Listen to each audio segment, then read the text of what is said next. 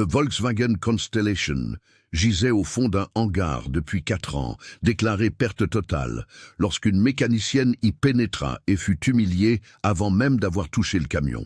« Ça, c'est pas un camion, c'est de la ferraille. Qui t'a dit de venir perdre ton temps ici ?» lui lancèrent-ils en riant. Mais à l'instant où Marie posa les yeux sur ce moteur détruit, quelque chose clochait, et ce qu'elle perçut là pouvait faire tomber des gens haut placés.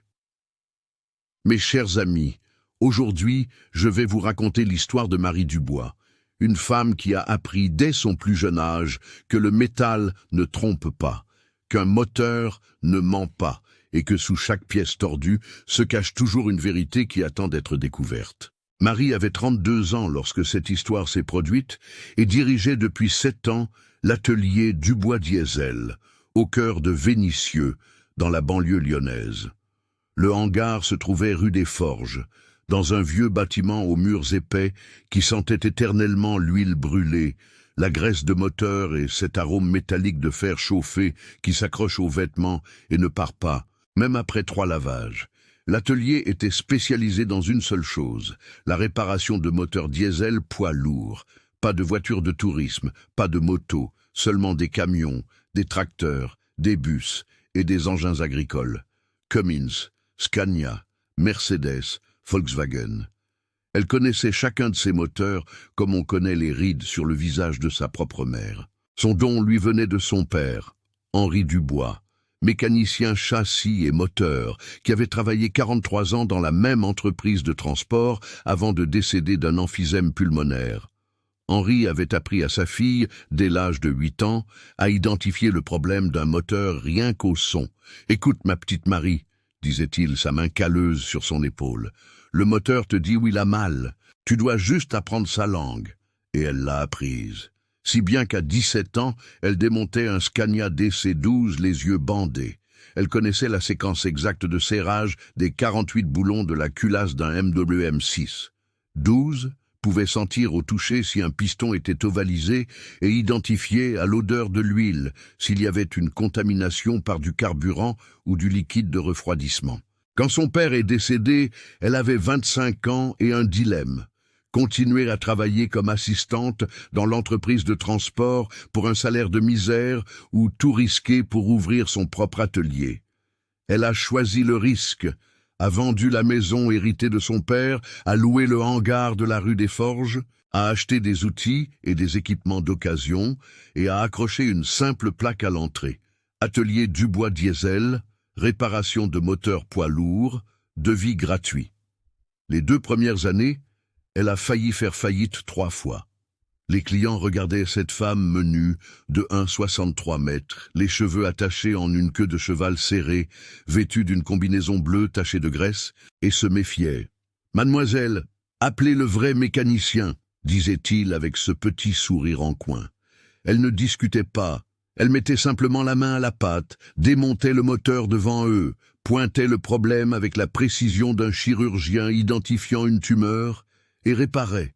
Peu à peu, la méfiance s'est transformée en respect, le respect en admiration, et l'admiration en une liste d'attente de 3 semaines pour obtenir une place dans son atelier. Mais notre histoire commence vraiment un mardi d'août, un de ces jours d'hiver lyonnais qui vous gèle les os et rend même la graisse dure dans son tube. Marie terminait la rectification d'un bloc Volvo D13 quand le téléphone sonna. C'était un numéro inconnu, avec un indicatif de la région de Saint-Étienne. « Atelier Dubois Diesel. Bonjour », elle répondit en s'essuyant la main sur un chiffon avant de prendre son portable. De l'autre côté, une voix masculine, formelle, le genre de voix de quelqu'un qui a passé sa vie dans la paperasse. « Bonjour, je parle bien à Marie Dubois ?»« C'est moi-même. »« Qui est à l'appareil ?» Je m'appelle Pascal Lemaire. Je suis expert en assurance pour AXA France, ici à la direction régionale. Travaillez-vous en tant qu'experte technique indépendante sur des véhicules sinistrés?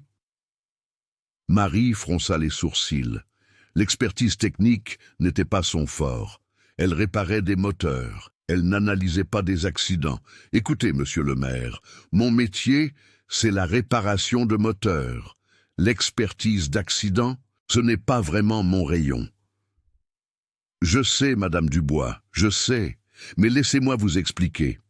Le cas que j'ai ici n'est pas une expertise d'accident ordinaire. C'est, comment dire, un deuxième avis technique sur un véhicule déclaré perte totale, il y a 4 ans, et qui, pour moi, ne sent pas bon du tout. Maintenant, elle était intéressée. Pas bon comment? Pascal prit une profonde inspiration à l'autre bout du fil, et elle pouvait sentir le poids de la suspicion dans sa voix. Nous avons un Volkswagen Constellation 24, 250, année 2019, qui a eu une collision frontale avec un semi-remorque en stationnement sur l'A47 en mars 2021, déclaré perte totale, indemnisation intégrale versée, 590 000 €. Le camion est entreposé depuis 4 ans au fond d'un hangar à Saint-Étienne. J'y suis allé hier et, Madame Dubois, je travaille dans les assurances depuis 26 ans. J'ai vu des accidents de toutes sortes. Et ce camion-là, il y a quelque chose qui cloche. Je n'arrive pas à mettre le doigt dessus, mais il y a quelque chose. Marie sentit un picotement dans la nuque. Cet instinct que son père appelait toujours le 6e sens du mécanicien. Qui cloche comment, monsieur le maire? Eh bien, visuellement, le camion est détruit. Cabine enfoncée, capot tordu, moteur déplacé, tout correspond à un violent choc frontal. Mais je ne sais pas, ça a l'air trop bien organisé, vous voyez. On dirait un faux accident, comme ceux qu'on met en scène pour un tournage de film. Et pourquoi vous méfiez-vous maintenant 4 ans après? Parce que le propriétaire du camion, un certain Alain Lefebvre, avait acheté ce Constellation spécifique seulement 7 mois avant l'accident, financé sur 84 mois, une dette de 480 000 €. Et devinez quand le sinistre a eu lieu? Quand? Exactement la semaine où la première grosse mensualité du financement arrivait à échéance. Après 3 mois de différé, la mensualité passait de 7 000 à 17 000 € par mois. Marie siffla doucement. Et après l'indemnisation, 3 semaines plus tard, il a immatriculé un camion neuf, identique, flambant neuf, payé comptant. Voilà, maintenant Marie était complètement ferrée. Ce n'était pas une coïncidence, c'était un schéma. Monsieur le maire, où se trouve ce hangar? À Saint-Étienne, dans la zone industrielle, Transport Lefebvre. L'entreprise a fait faillite juste après l'accident. Mais le hangar est toujours là, avec le camion à l'intérieur. Vous pouvez m'y donner accès? Oui, j'ai l'autorisation du liquidateur judiciaire et de la compagnie d'assurance. Marie regarda le Volvo D13 démonté sur l'établi, puis le planning des interventions accroché au mur, et enfin pensa à ce Constellation oublié dans un hangar à Saint-Étienne. Un camion qui n'avait peut-être jamais percuté quoi que ce soit. Un camion qui était peut-être la preuve d'un mensonge à un demi-million d'euros. « D'accord, monsieur le maire, » dit-elle finalement, sentant ce poids agréable de quelqu'un sur le point de mettre les mains dans un guêpier qui en valait la peine. « J'accepte de jeter un œil, mais à une condition. Personne ne me presse. Je travaillerai à mon rythme, selon mon propre calendrier, et je ne rendrai mon rapport que si j'ai une certitude absolue. Un moteur ne ment pas, et moi non plus. Entendu. Entendu, Madame Dubois. Parfaitement entendu. » 2 jours plus tard, un jeudi matin, Marie conduisait sa Fiat Fiorino blanche sur l'A47 en direction de Saint-Étienne, le coffre rempli d'outils, d'un appareil photo, d'un pied à coulisses numérique, et avec cette boule au ventre de celle qui s'aventure en territoire inconnu. Le hangar se trouvait au fond de la zone industrielle, un bâtiment bas en tôle galvanisée sans peinture, avec des portes en fer vert de gris écaillées par la rouille. Pascal l'attendait à l'entrée, un homme d'une 50aine d'années, mince, en chemise beige, un porte-documents sous le bras. « Madame Dubois, enchantée, merci d'être venue. Le plaisir est pour moi, monsieur le maire. Où est le patient ?» Il désigna le fond du hangar avec une expression mêlant dégoût et tristesse. Tout au fond, sous une bâche, personne n'y a touché depuis 4 ans. Ils traversèrent les allées sombres du hangar abandonné, entre des étagères rouillées et des cartons rongés par les rats, jusqu'à atteindre le fond où une forme gigantesque recouverte d'une bâche noire reposait comme un animal mort. Pascal tira la bâche, et Marie Dubois sentit le souffle lui manquer. Le Volkswagen Constellation était là, et il était détruit. Simplement détruit.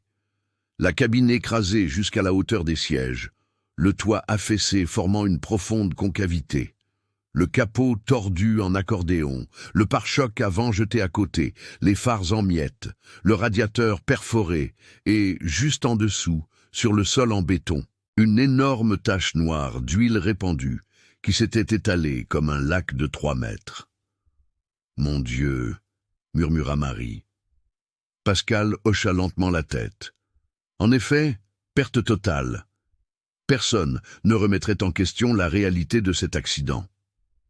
Mais Marie ne répondit pas. Elle tournait lentement autour du Constellation, la tête légèrement inclinée, les yeux parcourant chaque centimètre de métal tordu, comme si elle lisait un livre écrit dans une langue secrète. Et savez-vous ce qui se passe quand une vraie mécanicienne regarde un moteur détruit? Elle ne voit pas la destruction, elle voit un puzzle. Et Marie Dubois venait de trouver la première pièce qui ne s'emboîtait pas. Vous savez ce qui distingue un mécanicien ordinaire d'un vrai mécanicien, mes amis. Le mécanicien ordinaire regarde un moteur cassé et voit des pièces cassées.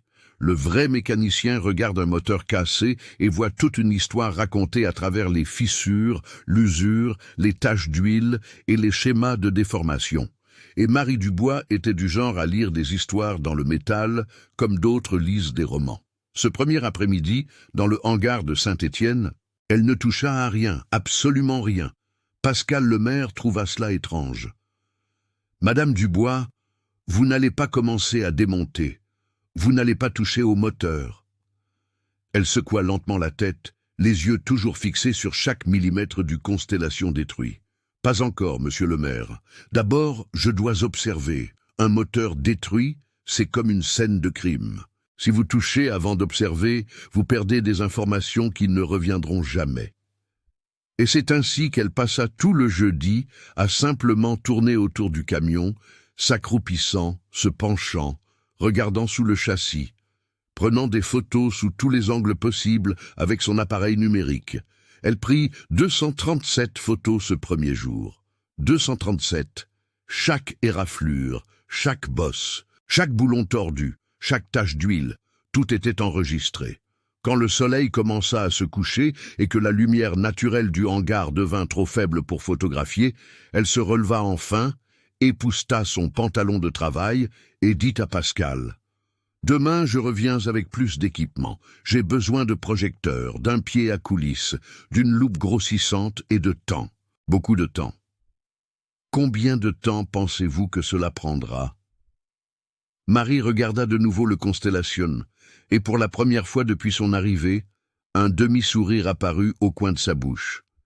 Ce n'était pas un sourire de joie, c'était le sourire de quelqu'un qui vient de flairer un gros mensonge et qui est impatient de le déballer pièce par pièce.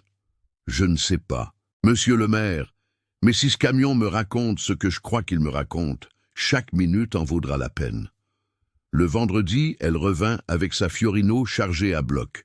2 projecteurs sur trépied de 1000 chacun, des rallonges électriques de 50 mètres, une caisse à outils complète de marque Facom, un pied à coulisses numérique de précision, une loupe avec éclairage LED grossissant 10 fois, un mètre laser, un niveau à bulles et 3 cahiers pour ses notes. Pascal obtint l'autorisation pour qu'elle ait un accès illimité au hangar et, à partir de ce jour, Marie y vécut pratiquement. La première chose qu'elle fit fut de nettoyer le sol autour du camion. Elle balaya toute la poussière, toute la saleté accumulée pendant 4 ans, jusqu'à ce que le béton gris soit à nu. Ensuite, elle installa les projecteurs, les orientant vers le Constellation sous différents angles, transformant ce coin du hangar en une sorte de salle d'opération, où chaque détail était exposé sous une lumière crue et impitoyable. Et alors, La véritable enquête commença. Marie commença par le dessous, littéralement. Elle posa un carton sur le sol, se glissa sous le châssis avec une lampe frontale et y resta près de 2 heures, examinant chaque centimètre de la partie inférieure du véhicule. C'est là, allongé sur le dos, en regardant les composants de la suspension, que la première grande anomalie lui sauta au visage comme une gifle. Le châssis était propre, trop propre. Elle sortit de sous le camion, prit son carnet de notes et écrivit d'une écriture fine et nerveuse « Anomalie numéro 1. Absence totale de terre, de boue ou de débris végétaux sur la partie inférieure du châssis, de la suspension, du différentiel et des pneus. » Cela semble être un petit détail, n'est-ce pas? Mais ce n'en était pas un, absolument pas. Cet accident était censé s'être produit en mars 2021, en pleine saison des pluies torrentielles dans la région lyonnaise. L'A47 dans ce secteur, surtout près de l'échangeur où le rapport de police indiquait que la collision avait eu lieu, avait des accotements en terre qui se transformaient en véritables bourbiers quand il pleuvait. Tout véhicule qui sortait de la route, qui dérapait, qui percutait quelque chose, qui était remorqué, devait forcément avoir de la boue incrustée sur le châssis, les pneus, les pièces de suspension. Mais ce Constellation n'avait rien. Pas une seule motte de terre séchée entre les ressorts, pas une feuille coincée dans le différentiel, pas de résidus d'herbe sur les roues, rien, comme si le camion avait été lavé au jet haute pression avant d'être entreposé là. Bizarre, murmura Marie pour elle-même. Très bizarre. La deuxième anomalie, elle la découvrit le lendemain, un samedi matin, en commençant à examiner la cabine elle-même. Le toit de la cabine était affaissé, formant une concavité profonde et parfaitement symétrique, comme si quelqu'un avait placé le camion sous une presse hydraulique géante et l'avait abaissé lentement, comprimant le métal de haut en bas avec une force uniforme. Marie monta sur un escabeau à 3 marches qu'elle avait apporté de chez elle et se retrouva le visage à quelques centimètres du toit enfoncé, étudiant le schéma de déformation. Elle passa la main sur la surface, sentant chaque pli, chaque ride, chaque ondulation du métal. Puis elle prit le pied à coulisse numérique et commença à mesurer. Elle mesura la profondeur de la déformation en 17 points différents sur tout le toit. Elle nota chaque mesure dans son carnet d'une écriture soignée et, quand elle eut fini, s'assit sur l'escabeau, regarda les chiffres et sentit un frisson lui parcourir l'échine. Tous les points avaient une profondeur comprise entre 8 et 900 mètres, tous. Une variation maximale de seulement 7 millimètres entre le point le plus profond et le moins profond. C'était impossible. Dans un accident réel, une collision frontale violente contre un objet stationnaire, l'énergie de l'impact ne se répartit pas uniformément sur la structure du véhicule. L'avant absorbe le choc en premier. Pare-choc, capot, calandre. Ces pièces se déforment, s'écrasent, dissipent une partie de l'énergie.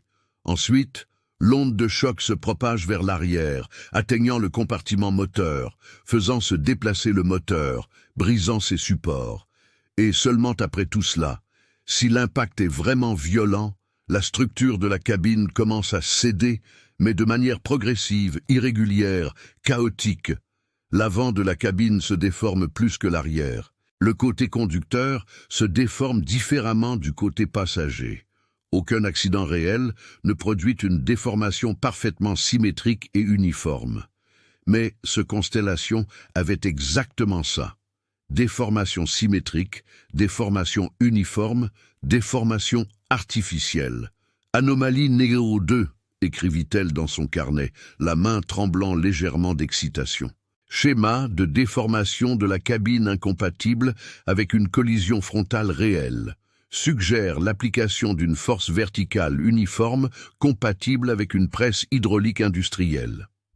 Le lundi, Marie apporta des outils plus lourds. Un cric hydraulique de 10 tonnes, des clés à œil en pouce, des douilles à choc, un maillet en caoutchouc.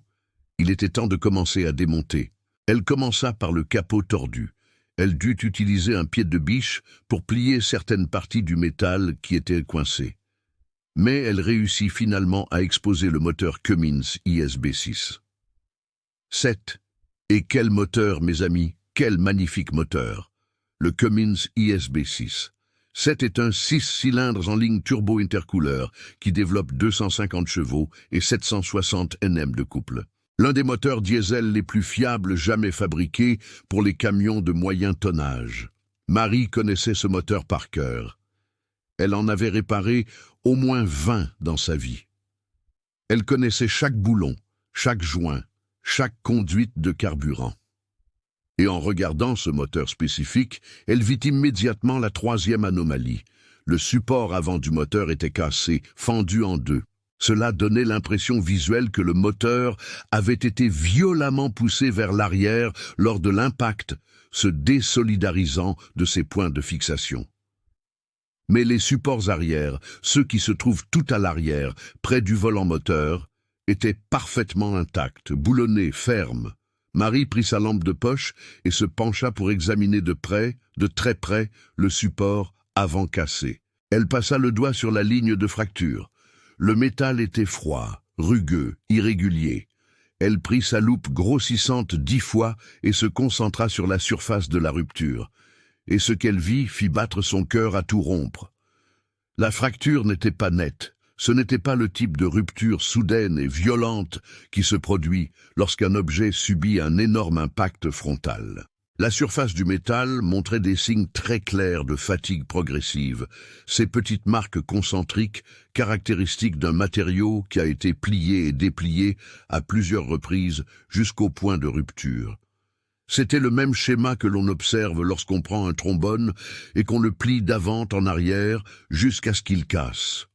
Torsion, fatigue, rupture par contrainte cyclique. Quelqu'un avait forcé ce support à se briser. Marie s'assit sur le sol en béton froid du hangar, le dos appuyé contre la roue avant du Constellation, et resta là environ 5 minutes, juste à respirer profondément et à organiser ses pensées. 3 anomalies, déjà 3 preuves solides que ce camion n'avait jamais rien percuté. Mais il lui en fallait plus, beaucoup plus. Car accuser quelqu'un d'une fraude d'un demi-million d'euros n'est pas une mince affaire. Il faut des preuves si solides, si irréfutables, que même le plus malin des avocats ne pourrait les contrer. Et Marie allait obtenir ces preuves. Les jours suivants, elle travailla comme une forcenée. Elle arrivait au hangar à 6 heures du matin et repartait à 20 heures. Elle démonta tout le système de refroidissement, tout le système d'air comprimé. Elle photographia, mesura, nota, catalogua. Chaque anomalie qu'elle trouvait était enregistrée avec une précision scientifique. Numéro de l'anomalie, emplacement exact sur le véhicule, description technique, photographie sous plusieurs angles, mesure le cas échéant. Sur le radiateur, elle trouva l'anomalie numéro 15. Les trous dans le radiateur n'avaient aucune déformation sur les bords. Dans un impact réel, lorsqu'un objet perfore une surface en aluminium, les bords du trou sont pliés, bosselés, irréguliers. Mais ces trous étaient lisses, circulaires, parfaits, comme si quelqu'un avait utilisé une perceuse avec une mèche de 12 mm et avait simplement percé le radiateur, point par point. Dans le système d'airbag, elle trouva l'anomalie numéro 23. Les airbags n'avaient jamais été déclenchés. La capsule de gaz comprimé qui gonfle l'airbag en quelques millisecondes était encore intacte, scellée, sans aucun signe d'activation. Impossible dans une collision frontale assez violente pour enfoncer la cabine de cette manière.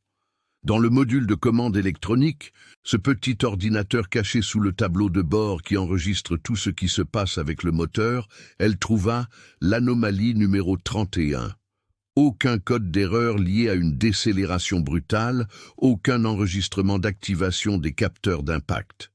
Le dernier code enregistré était une alerte banale de basse pression du pneu arrière gauche, datée de 2 jours avant le prétendu accident. Et à chaque anomalie découverte, à chaque incohérence documentée, Marie sentait la colère monter en elle. La colère contre ce type, Alain Lefebvre, qui avait eu le culot de détruire un camion neuf intentionnellement, de frauder une compagnie d'assurance, de mentir dans le constat d'accident, tout ça pour empocher 590 000 € qui ne lui appartenaient pas. Mais la colère seule ne fait pas gagner un procès. La colère doit se transformer en preuve. Et au 27e jour d'enquête, alors que Marie terminait presque l'examen complet du véhicule, elle trouva l'élément manquant, la preuve définitive, la pièce du puzzle qui transformerait le soupçon en certitude absolue. Elle examinait les boulons qui fixaient le pare-choc au châssis.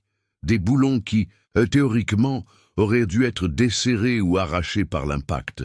C'est alors qu'elle remarqua quelque chose de particulier sur les filetages, une peinture bleue. De la peinture en aérosol bleu industriel, du genre que les mécaniciens utilisent pour marquer les pièces lors des révisions. Sauf que cette peinture se trouvait à l'intérieur des filetages des boulons. Marie prit une clé et dévissa complètement l'un des boulons. Elle l'examina à la loupe. La peinture bleue couvrait tout le filetage, y compris les parties qui sont cachées à l'intérieur du trou de fixation lorsque le boulon est serré. Et cela ne pouvait signifier qu'une seule chose. Quelqu'un avait complètement retiré ces boulons après que la cabine ait été peinte en bleu, puis les avait remis en place. Pourquoi? Pourquoi quelqu'un retirerait-il les boulons du pare-choc d'un camion accidenté? La réponse était évidente. Pour avoir accès à la structure avant, pour pouvoir l'endommager avec des outils, pour pouvoir mettre en scène un faux accident. Marie resta là, immobile, tenant ce boulon bleu dans sa main et, pour la première fois en 4 semaines, un grand sourire, authentique, presque enfantin, se dessina sur son visage. « Je t'ai eu » murmura-t-elle. « Je t'ai eu, salaud !» Vous savez quelle est la différence entre un soupçon et une preuve? Mes chers amis, un soupçon, c'est cette sensation au fond des tripes qui vous dit que quelque chose ne va pas. Une preuve, c'est le document technique irréfutable qui met cette sensation sur papier d'une manière que même le plus habile des avocats ne peut contester.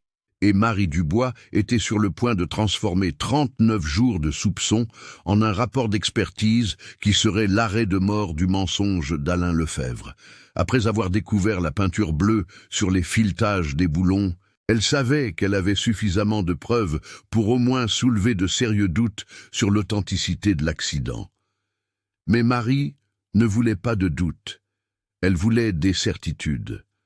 Elle voulait un rapport si complet, si détaillé, si scientifiquement solide que lorsque la compagnie d'assurance le présenterait, Lefebvre n'aurait nulle part où fuir.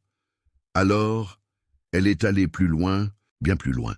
Un mardi matin glacial, Marie se rendit à l'université Claude Bernard Lyon 1 pour parler à une vieille connaissance, le professeur Albert Zimmermann, un ingénieur en métallurgie à la retraite qui avait été camarade de promotion de son père des décennies plus tôt. Le professeur Zimmermann avait 71 ans, une barbe blanche de prophète et un laboratoire privé au sous-sol de sa maison, rempli de microscopes, de spectromètres et d'équipements dont la plupart des universités ne pouvaient que rêver. « Ma petite Marie », dit-il en ouvrant la porte avec ce large sourire de celui qui est heureux de recevoir de la visite. « Ça fait longtemps, ma fille. Ton père va bien ?» Le sourire de Marie s'effaça un peu. « Mon père est décédé il y a 7 ans, professeur, d'un emphysème. »« Oh, mon Dieu, pardonne-moi, ma fille, je ne savais pas. » Il garda un silence respectueux un instant, puis demanda « Et qu'est-ce qui t'amène ?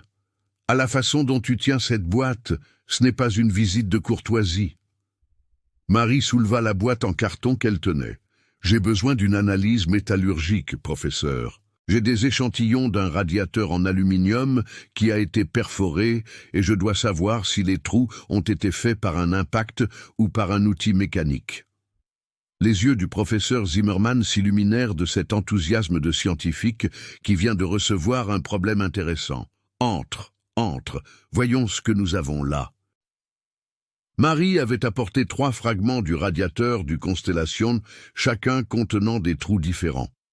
Le professeur Zimmermann plaça le premier fragment sous un microscope électronique à balayage et commença à examiner la surface du trou avec un grossissement de 1000 fois. « murmura-t-il en ajustant la mise au point. « Intéressant, très intéressant. »« Que voyez-vous, professeur ?»« Garde ici, Marie. » Il montra l'écran qui affichait l'image agrandie.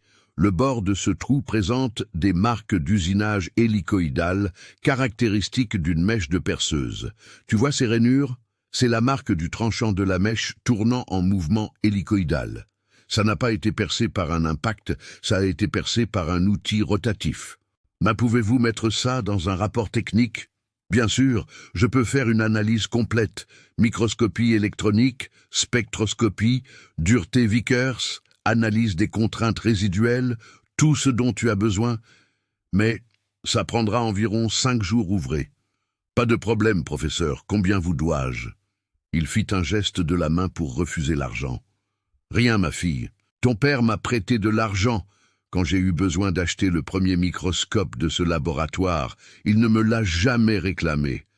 C'est ma façon de payer ma dette. Marie sentit ses yeux s'embuer, mais cligna rapidement pour retenir son émotion. Merci, professeur, du fond du cœur. En attendant les résultats des analyses, Marie continua son travail au hangar. Maintenant, elle ne cherchait plus d'anomalies. Elle les documentait. Chacune des 217 incohérences qu'elle avait identifiées en 39 jours devait être photographiée en haute résolution, mesurée avec une précision millimétrique et décrite dans un langage technique approprié pour un rapport d'expertise. Elle mit en place un système d'organisation méticuleux. Chaque anomalie recevait un numéro de catalogue, une description technique standardisée, au moins 3 photographies sous des angles différents, et, le cas échéant, des mesures au pied à coulisses numériques, au duromètre ou au mètre laser.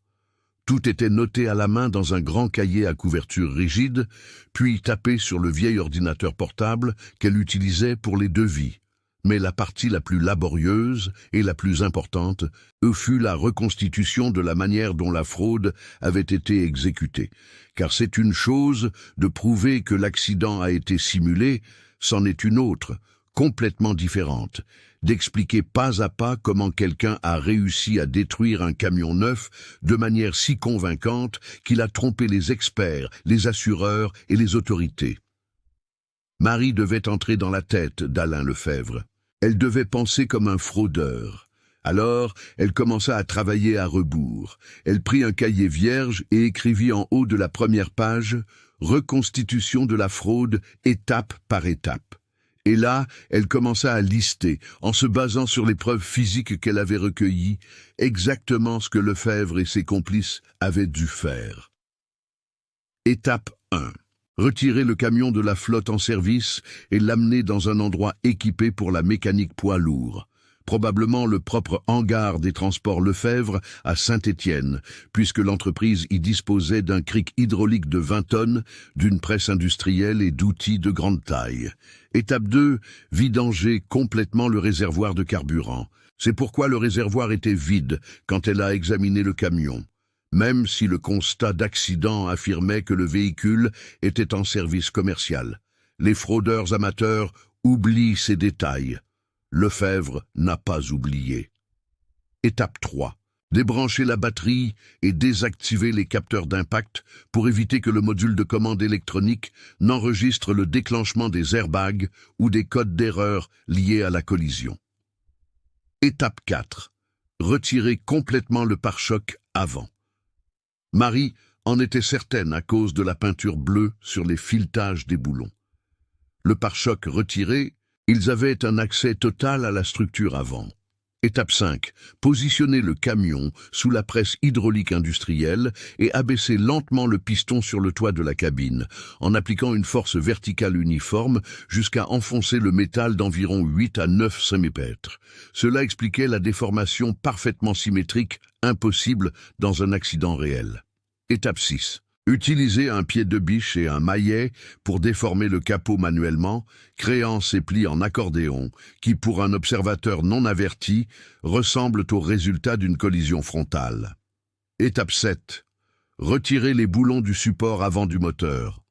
Appliquer une torsion latérale répétée avec un levier jusqu'à fatiguer le métal du support, puis remettre les boulons sans les serrer pour simuler une rupture par impact. Étape 8. Percer le radiateur avec une mèche de 12 mm en plusieurs points. Marie avait compté 27 trous au total. 27. Quelqu'un s'était donné la peine de prendre une perceuse électrique et de percer le radiateur 27 fois pour s'assurer qu'il soit complètement inutilisable. Étape 9. Casser manuellement les phares, les rétroviseurs, le pare-brise, les mettre en miettes, le pare-choc jeté au sol à côté du camion pour donner l'impression qu'il a été arraché par l'impact. Étape 10. Répandre de l'huile moteur sur le sol sous le châssis pour simuler une fuite post-collision, cette tache noire de 3 mètres que Marie avait vue en arrivant. Étape 11. Remettre le pare-choc de manière négligée, sans serrer correctement les boulons, couvrir le camion d'une bâche, laisser le tout vieillir quelques semaines avant de déclarer le sinistre pour que la poussière et la saleté s'accumulent naturellement et masquent tout signe de manipulation récente. Étape 12. Élaborer une histoire convaincante. Collision frontale sur l'A47, grande vitesse, semi-remorque en stationnement, conditions pluvieuses, transport d'une cargaison d'engrais. Tous les éléments narratifs qui rendent l'accident crédible et difficile à contester. Marie finit d'écrire les 12 étapes et relut le tout 3 fois. C'était ça.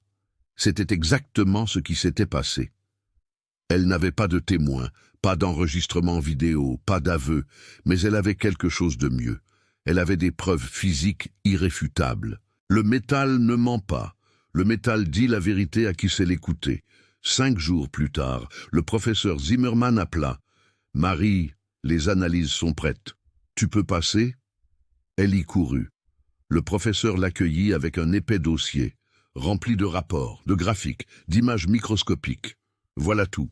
L'analyse par microscopie électronique a confirmé les marques d'usinage mécanique sur les 3 fragments. L'analyse de dureté a montré que l'aluminium du radiateur est dans son état d'origine, sans signe de déformation plastique qui se produirait lors d'un impact réel, et l'analyse des contraintes résiduelles. Écoute, Marie, ça, c'est la preuve définitive. Dans une perforation par impact, tu aurais une concentration de contraintes radiales autour du trou. Mais ces trous montrent un schéma de contraintes tangentielles, caractéristique d'un enlèvement de matière par un outil rotatif. C'est impossible à contester. C'est de la science pure. Marie serra le vieil homme dans ses bras. « Professeur, vous venez de me donner les munitions dont j'avais besoin. » De retour au hangar, elle commença enfin à rédiger le rapport final. Cela lui prit encore 6 jours de travail ininterrompu. Le document final comptait 87 pages. 87 pages de textes techniques denses, de photographies en haute résolution, de tableaux comparatifs, de graphiques, d'analyses de laboratoire, le tout lié par une argumentation si solide qu'elle ressemblait plus à une thèse de doctorat qu'à un rapport d'expertise. La première section du rapport était intitulée « Anomalies incompatibles avec une collision frontale réelle ». 217 anomalies cataloguées et expliquées une par une. La deuxième section « Analyse comparative des schémas de déformation ». Ici, Marie inclut des photographies de 6 autres camions ayant subi de véritables collisions frontales. Tous des Volkswagen Constellation de la même génération, tous accidentés dans des conditions similaires. Elle avait passé une semaine entière à visiter des parcs de compagnies d'assurance, à photographier de vrais camions accidentés pour avoir du matériel de comparaison. Et la différence était flagrante. Les camions réellement accidentés montraient une déformation irrégulière, asymétrique, chaotique. Le Constellation de Lefebvre montrait une déformation organisée, symétrique, artificielle. La troisième section, rapport de laboratoire d'analyse métallurgique. Toutes les analyses du professeur Zimmermann, y compris les images microscopiques en couleur montrant les marques de perceuses sur les bords des trous du radiateur. La quatrième section, reconstitution de la méthodologie de la fraude. Les 12 étapes qu'elle avait déduites, chacune étayée par des preuves physiques spécifiques, avec des renvois aux photographies et aux mesures correspondantes. Et enfin, la conclusion. Marie l'écrivit d'une seule traite, sans s'arrêter, laissant la colère et l'indignation couler à travers les mots. Sur la base de l'ensemble des preuves physiques recueillies, analysées et documentées au cours de 39 jours d'enquête technique intensive, il est conclu de manière sans équivoque que le Volkswagen Constellation 24 250 immatriculé XX000XX, châssis 9B2ZX, n'a subi aucune collision frontale contre un véhicule en stationnement ou tout autre type d'accident de la circulation.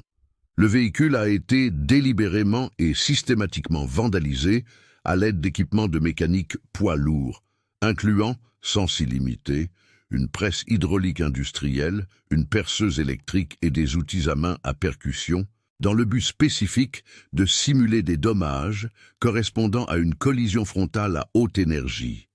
La méthodologie employée démontre une connaissance technique significative de la mécanique automobile et des schémas de dommages dans les accidents réels, suggérant une planification préalable approfondie et la participation de plusieurs individus experts en maintenance de véhicules lourds. Le sinistre déclaré à AXA France constitue donc une fraude avérée et le paiement de l'indemnité de 590 000 € a été obtenu au moyen de fausses déclarations et de la présentation de preuves matérielles intentionnellement manipulées. Marie enregistra le fichier, imprima 3 copies du rapport complet, plaça chaque copie dans un classeur bleu à spirale et appela Pascal Lemaire. « Monsieur Lemaire, le travail est terminé. » De l'autre côté du fil, la voix de l'expert tremblait d'anxiété. « Alors, Madame Dubois, vous me confirmez ce que je soupçonnais déjà ?» Marie regarda par la fenêtre sale du hangar où, tout au fond, le Constellation détruit gisait comme un monument à la cupidité humaine. « Monsieur le maire, ce camion n'a jamais rien percuté. Tout a été monté de toutes pièces. J'ai 87 pages de preuves. » Silence de l'autre côté. Puis, dans un souffle, « Mon Dieu !» En effet. Maintenant, la partie qui me concerne est terminée. Le reste est entre les mains des avocats de la compagnie d'assurance. Mais, monsieur le maire, je vous garantis une chose. Avec le rapport que j'ai préparé, Lefebvre devra rembourser chaque centime de cet argent. Et, probablement, il découvrira l'intérieur d'une cellule. Il y a aussi une chose à propos de la vérité, mes chers amis, que la plupart des gens ne comprennent pas.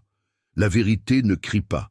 La vérité ne fait pas de scandale. La vérité existe simplement, tranquillement, attendant patiemment que quelqu'un avec suffisamment de connaissances la trouve. Et quand cela arrive, quand la vérité est enfin exposée, il n'y a aucun mensonge au monde qui puisse tenir debout. 2 semaines après que Marie eut remis les 3 copies du rapport technique à Pascal Lemaire, elle était à son atelier à Vénissieux en train de réparer une culasse de Scania quand son portable sonna. C'était un numéro de Lyon qu'elle ne connaissait pas. Atelier Dubois Diesel. Madame Marie Dubois.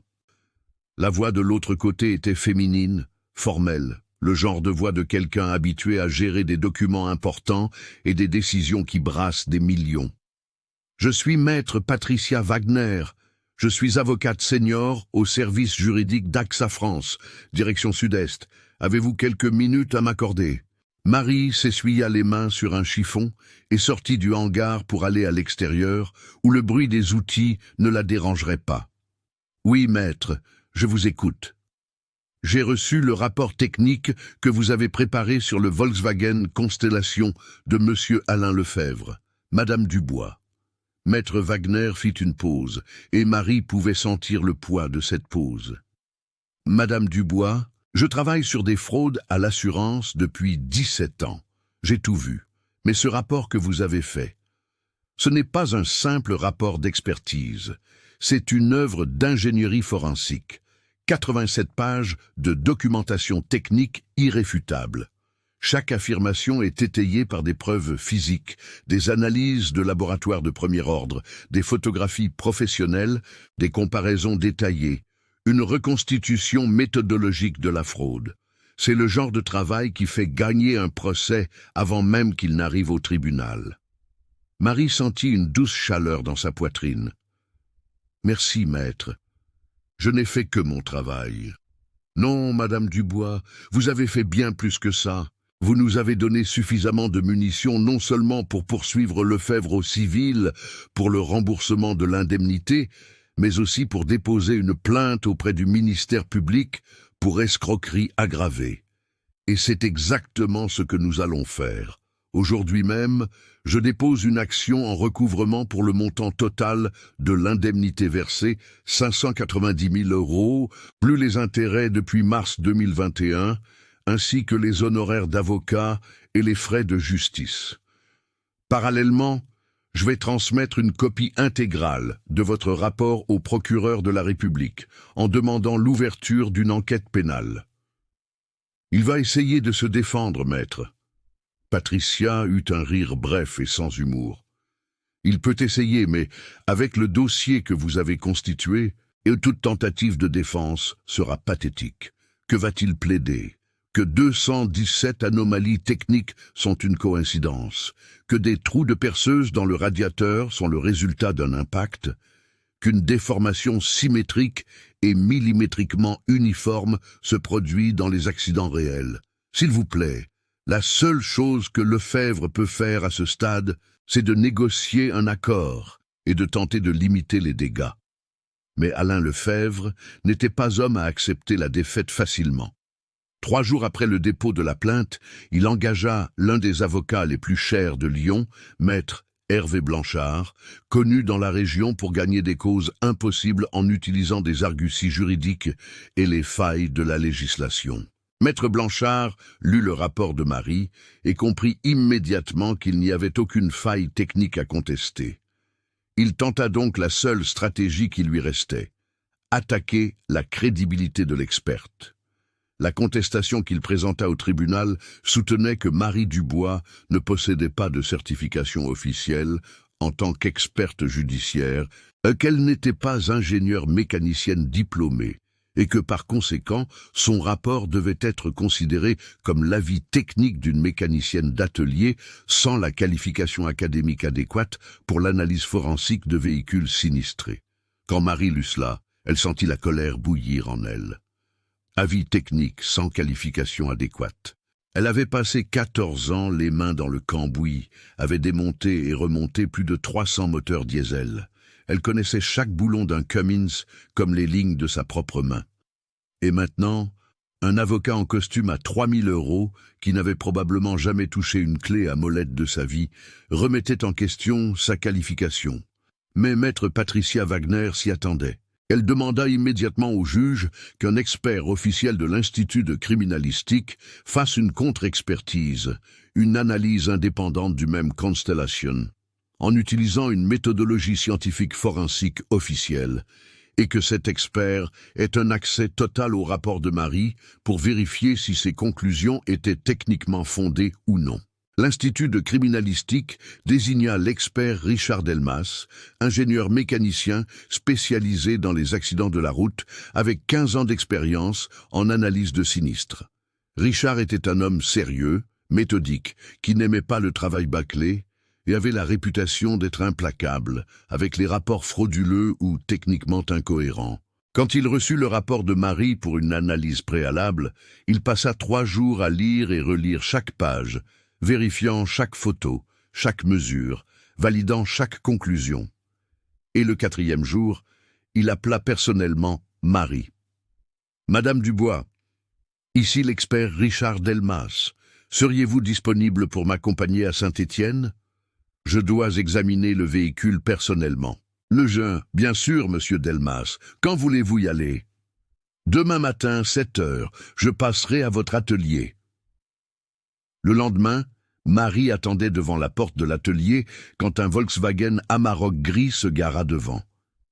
Richard Delmas descendit de la voiture, un homme d'environ 45 ans, grand, mince, portant des lunettes à monture métallique et transportant 2 mallettes d'équipement qui semblaient peser 20 kilos chacune.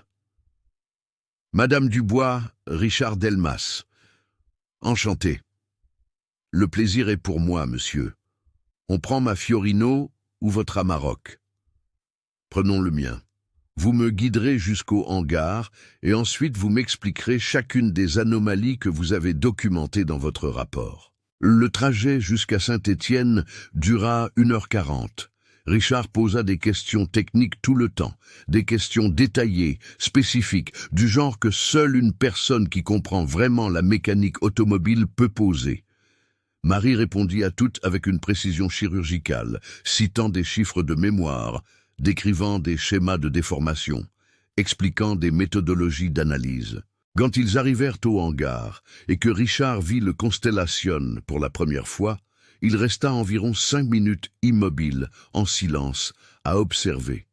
Puis, il ouvrit ses mallettes d'équipement et se mit au travail. Marie resta à ses côtés toute la journée, lui montrant chaque anomalie, chaque incohérence, chaque preuve de manipulation. Richard mesurait, photographiait, notait, vérifiait les mesures que Marie avait enregistrées dans son rapport original. À la fin de la journée, alors que le soleil se couchait, Richard rangea son équipement, ferma ses mallettes et regarda Marie avec une expression mêlant respect et surprise. « Madame Dubois, je suis venu ici aujourd'hui en m'attendant à trouver des erreurs dans votre travail. C'est mon rôle, valider ou invalider les rapports techniques produits par des tiers. Mais savez-vous ce que j'ai trouvé? Quoi, monsieur? Rien. Je n'ai trouvé aucune erreur, pas une seule mesure imprécise, pas une photo mal documentée, pas une conclusion techniquement erronée. Votre rapport est parfait. Et plus encore, vous avez identifié 23 anomalies que je n'aurais probablement pas remarquées si j'avais fait l'analyse seul. Cette histoire de peinture bleue sur les filetages des boulons, c'est génial. L'analyse métallurgique des trous du radiateur, impeccable. La reconstitution de la méthodologie de la fraude, irréprochable. Madame Dubois, vous n'avez peut-être pas un diplôme d'ingénieur, mais vous avez quelque chose de bien plus précieux. Vous avez une véritable connaissance, et la véritable connaissance ne s'apprend pas en classe, elle s'apprend avec 14 ans de main dans le cambouis. Marie sentit ses yeux piquer.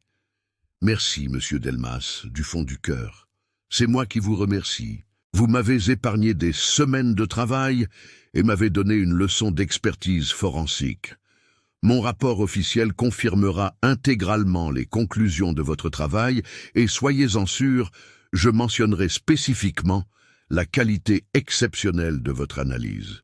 2 semaines plus tard, le rapport officiel de l'Institut de criminalistique fut versé au dossier. 43 pages, ratifiant point par point le travail de Marie, confirmant que le Constellation n'avait jamais subi d'accident réel et concluant que la fraude avait été exécutée avec un haut degré de sophistication technique et une planification préalable approfondie. C'est là qu'Alain Lefebvre commença à avoir des sueurs froides. Mais sa situation était sur le point de s'aggraver considérablement, car pendant que la procédure civile suivait son cours, le ministère public avait ouvert une enquête pénale. Et une enquête du parquet, ce n'est pas une plaisanterie. Ils ne regardent pas seulement le crime lui-même, ils regardent tout le contexte. Ils enquêtent sur la situation financière, les mouvements bancaires, les relations d'affaires, tout. Et c'est ainsi que la procureure Julie Moreau, responsable de l'affaire, découvrit quelque chose que ni Marie ni la compagnie d'assurance n'avaient remarqué. Les transports Lefebvre étaient techniquement en faillite des mois avant le prétendu accident. La procureure demanda les relevés bancaires de l'entreprise et du compte personnel de Lefebvre. Ce qu'elle trouva fut un gouffre financier catastrophique. L'entreprise devait de l'argent à des fournisseurs, devait la taxe sur les véhicules pour 6 camions, avait 8 mois de retard sur les cotisations sociales des employés, et devait plus de 200 000 € à des usuriers, ces prêts illégaux avec des taux d'intérêt de 5% par mois qui coulent n'importe quelle entreprise. Lefebvre était désespéré, et un homme désespéré fait des choses désespérées. Il a donc élaboré le plan, acheter un camion neuf à crédit, attendre quelques mois pour ne pas éveiller les soupçons, détruire le camion de manière convaincante, le déclarer comme un accident, recevoir l'indemnisation majorée car il avait souscrit une couverture supplémentaire pour les équipements, et utiliser l'argent pour régler les dettes les plus urgentes et acheter un nouveau camion au nom de prête-nom, évitant ainsi la saisie judiciaire. Le plan était bon, même sophistiqué, mais il y avait un problème.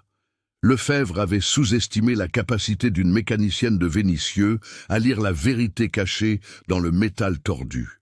La police judiciaire fut autorisée par le juge à effectuer une perquisition au siège des transports Lefebvre et au domicile d'Alain Lefebvre.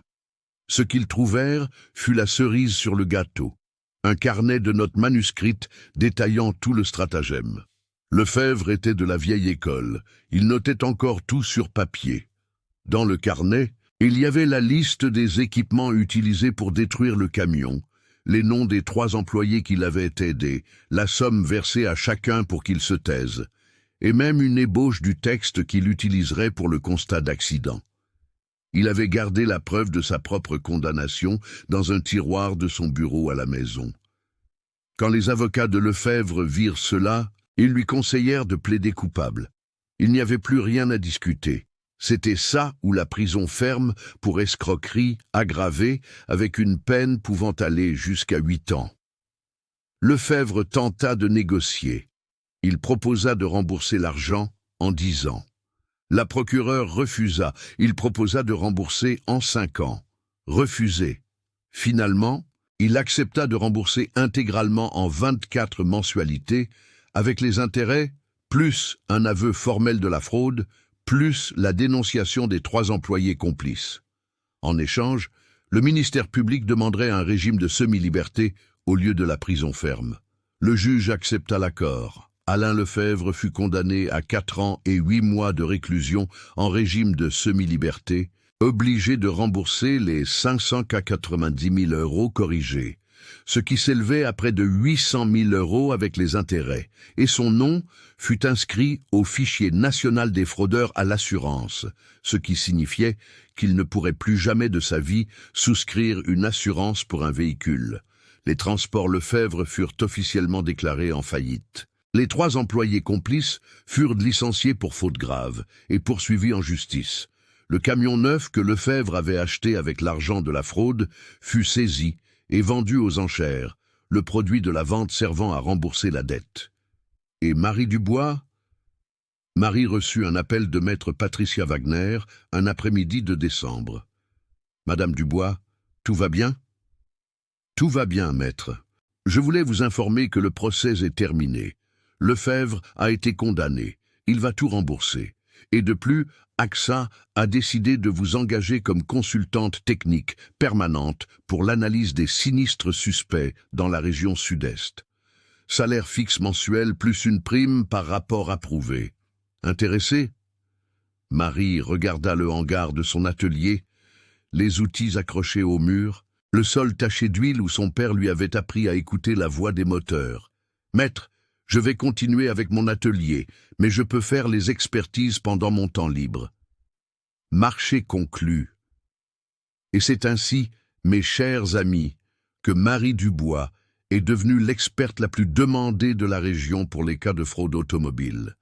6 mois après la condamnation d'Alain Lefebvre, la vie de Marie Dubois avait changé d'une manière qu'elle n'aurait jamais pu imaginer ce mardi froid d'août où elle avait accepté d'examiner un camion détruit à Saint-Étienne. La nouvelle de l'affaire s'était répandue rapidement dans le milieu des assurances. Ce n'est pas tous les jours qu'une fraude de près de 600 000 € est démasquée avec une telle précision technique. Et ce n'est pas tous les jours qu'une mécanicienne d'atelier produit un rapport d'expertise qui fait honte aux travaux des instituts officiels. Le nom de Marie commença à circuler, d'abord à Lyon, puis à Marseille, puis à Paris. Elle commença à recevoir des appels, beaucoup d'appels. Groupama voulait qu'elle analyse un Scania R450 qui s'était renversé sur l'A7. Alliance avec un Volvo FH540 qui avait mystérieusement pris feu 2 mois après son financement. Generali avec un Mercedes Actros qui avait percuté un poteau dans des conditions brumeuses. AXA avec 3 cas simultanés de tracteurs agricoles présentant des pannes mécaniques catastrophiques juste après l'échéance de la première grosse mensualité du financement. Marie accepta tous les cas, et pour chacun d'eux, son travail fut impeccable. Elle démontait les véhicules boulon par boulon, lisait les histoires cachées dans le métal déformé, identifiait les incohérences qui trahissaient la fraude et produisait des rapports techniques si solides que les fraudeurs renonçaient à contester en voyant le dossier. En 18 mois, elle démasqua 23 fraudes. 23. Cela représentait près de 9 millions d'euros qui auraient été payés indûment sans son travail. Les compagnies d'assurance économisèrent des millions. Et Marie gagna quelque chose que l'argent ne peut acheter, un respect absolu. Mais il y a une chose que vous devez comprendre à propos de Marie, mes amis. Elle n'était pas du genre à garder ses connaissances pour elle. Elle croyait, comme son père le croyait, qu'un bon savoir est un savoir partagé. Et c'est pourquoi, un matin d'avril, elle accrocha une nouvelle affiche sur la porte de l'atelier Dubois Diesel. Formation technique en mécanique diesel pour les femmes. Inscription ouverte, place limitée.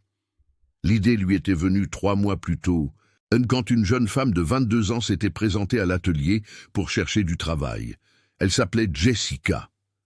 Elle avait terminé le lycée 1 an auparavant, était au chômage et avait un rêve simple, apprendre un métier qui paie bien et qu'elle pourrait exercer avec dignité. « Je sais que vous n'embauchez pas », avait dit Jessica ce jour-là, la voix un peu tremblante de nervosité. « Mais je voulais savoir si vous ne pourriez pas m'apprendre. Même sans salaire, je travaille gratuitement, juste pour apprendre. » Marie avait regardé cette jeune femme mince, aux yeux pleins d'espoir, et s'était revue 20 ans plus tôt.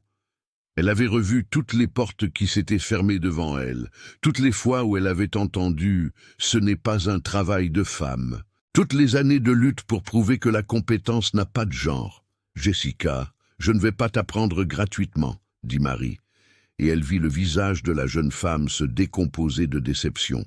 « Je vais t'apprendre, et je vais même te payer pour apprendre.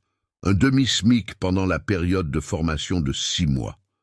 Ensuite, si tu te distingues, je t'embauche en CDI. Tu acceptes. » Jessica s'était mise à pleurer, là, sur le pas de la porte de l'atelier, et avait hoché la tête en signe d'acceptation, car elle ne pouvait pas parler. C'est ainsi que Marie réalisa qu'elle tenait quelque chose de plus grand entre ses mains. Si elle pouvait transformer la vie d'une jeune femme en lui apprenant la mécanique diesel, pourquoi ne pas transformer la vie de 10, de 20, de 50? Le cours qu'elle créa était rigoureux, pas de demi-mesure, 6 mois de formation intensive, 3 fois par semaine, 4 heures par jour. Théorie et pratique à parts égales.